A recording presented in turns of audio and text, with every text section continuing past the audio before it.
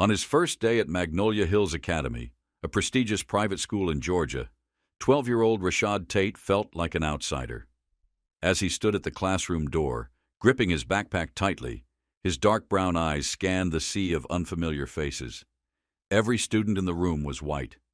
Mr. Vernon Chase, the math teacher, adjusted his glasses and addressed the class in a formal tone. "Class, this is Rashad Tate. He'll be joining us this year. Rashad, take the empty seat in the back." Rashad nodded and walked to his desk by the window. The whispers started immediately. "Is he on a scholarship? Bet he can't even afford lunch here. Why'd they let him in?"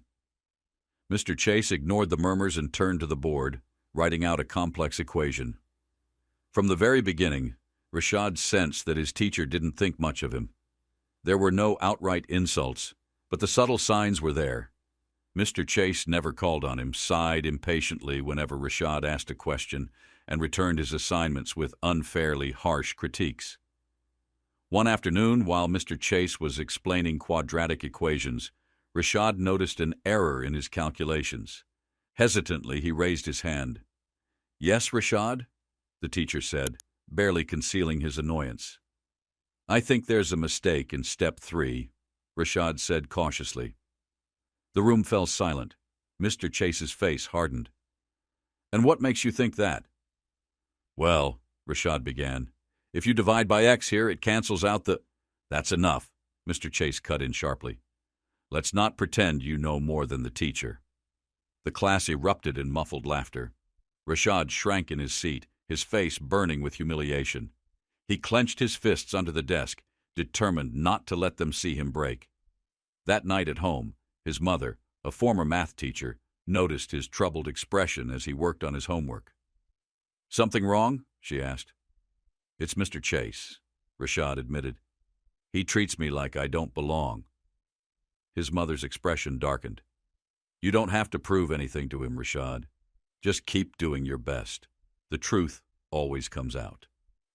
A week later, the school announced its annual math competition, a prestigious event where top students competed against other schools in the district. Mr. Chase, the faculty advisor, stood before the class with a clipboard. "Only the best 5 students will make the team," he said. "If you want to try out, sign up after class." Rashad hesitated. He knew he was skilled in math, but he also knew Mr. Chase wouldn't want him on the team. Still, he couldn't let fear hold him back. As the bell rang, he stepped forward. "I'd like to try out," he said. Mr. Chase raised an eyebrow. "Are you sure?" "Yes." The teacher smirked but scribbled his name down. "All right, Tate. Let's see if you can keep up."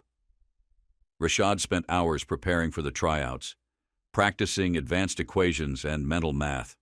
When the results were posted, his name was at the top of the list. He had outperformed every student. Mr. Chase looked displeased but couldn't deny the numbers. Rashad was officially on the team. The math competition was held in a grand auditorium, packed with students, parents, and teachers. Magnolia Hills faced off against their biggest rival, Crestview Academy. The tension was high as the final round began. The last question was a complex equation that left even the judges puzzled. One by one, Crestview's team members attempted to solve it, but failed. Finally, it was Rashad's turn. He stepped up to the board, his heart pounding. The room fell silent as he carefully worked through the problem, his mind racing. After what felt like an eternity, he put down the chalk and stepped back. The judge examined his work, then nodded. "Correct!" The crowd erupted in cheers. Rashad barely heard them. His eyes were on Mr. Chase. For the first time, the man looked genuinely stunned. Back at school, everything changed. Rashad, once mocked and dismissed, was now admired. Even his classmates who had doubted him treated him with respect. But the biggest surprise came from Mr. Chase himself. After class one day, he called Rashad to his desk. "I owe you an apology," he said, his voice uncharacteristically soft. "I underestimated you, and I was wrong." Rashad didn't know what to say. He simply nodded and walked away, a quiet smile on his face. His victory wasn't just about winning a competition. It was about proving that talent and determination could break through even the strongest barriers of prejudice. If this story moved you, don't forget to like and subscribe to the Arc of Stories for more powerful tales of justice, resilience, and change.